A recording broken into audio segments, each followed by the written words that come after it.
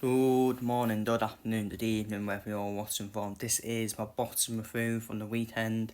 So let's get straight into it.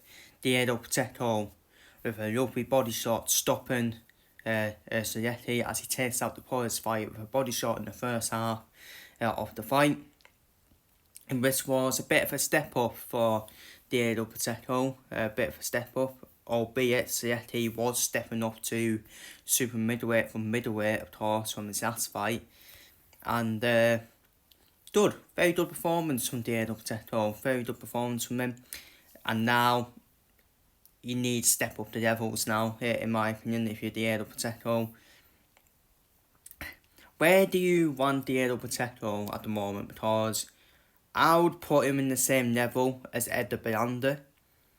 And as you see there, the fight I would make next for Diego Pacheco is a massive step up than Sergey Derevyanchenko, who's been in with the likes of Christian Mbia, most recently in Jaime Mundia as well.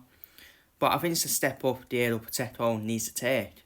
Is that Derevyanchenko fight a really tough test for him. You can't just throw him straight in with Canelo Alvarez, despite Diego Pacheco is number one in the WBO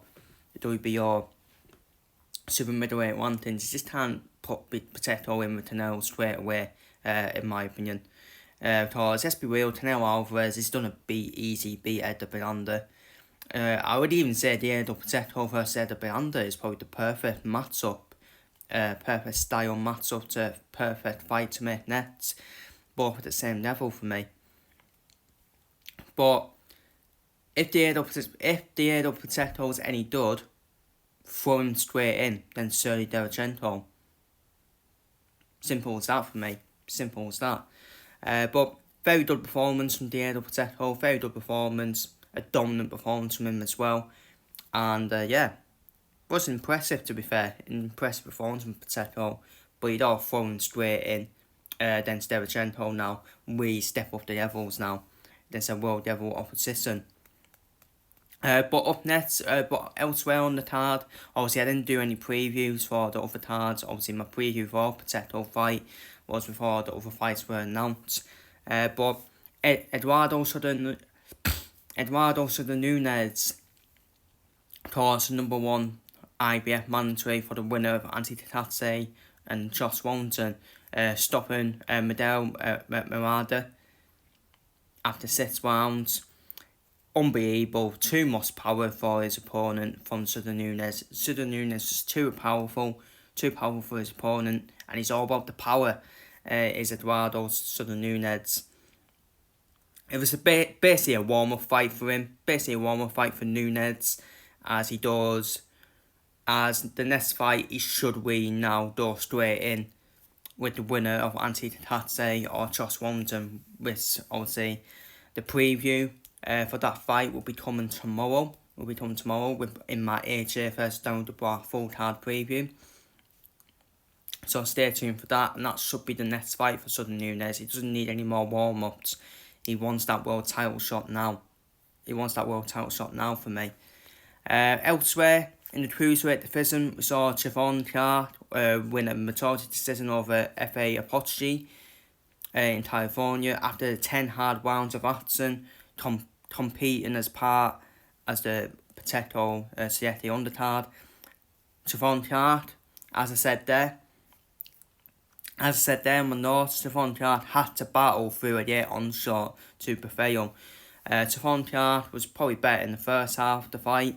Then Apoche really put the pressure on him, and proper onshot from Apoche in the second half of the fight. And that's the thing with unknown fighters, because Apoche would have been unknown to a lot of boxing fans. Everyone would have thought, easy win for Siobhan Clark. When I saw the fight, I think I said to Siobhan Clark to stop him yet. I think I put him to stop Apoche yet, because that's the danger for me with the unknown.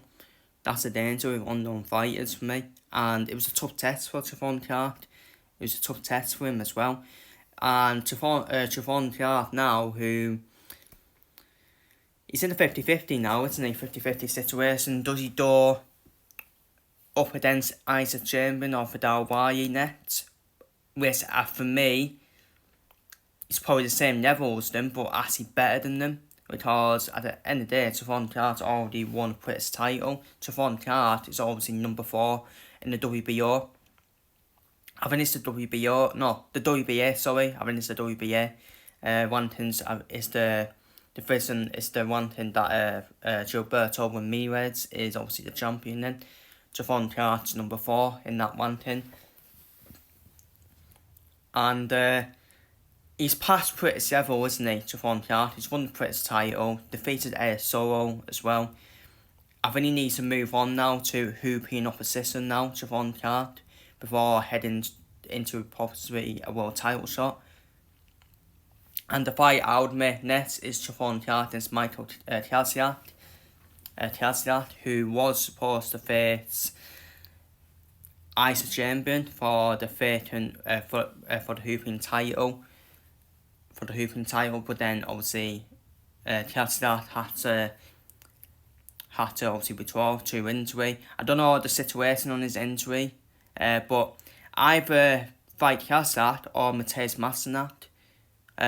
Maciej might be a bit of a huge step up for Trevon Clark, but as much as I said Maciej was winning that fight against Chris Smith still hurt Maciej to the ribs, and Trevon Clark stood the power, especially with the body shots as well. So I think Trevon Clark needs to face that type of opposition for me. Who's step ups, don't get me wrong, definitely who's step ups, but then if you're any dud, you would beat them. Simple as that. So, and that's basically it really for my bottom through. Obviously, another shout out that's not on here is Ginny Foot, the interim champion now, the interim WBC champion now, in female boxing. Awful injuries she suffered, hasn't she, to the hand. But fair play to her. Looked out for her as well. Looked out for her, especially fighting for a female world title at some point, probably in the next fight, which will probably be a while because the injury to her hand. But shout out to her. And yeah, that's pretty much it.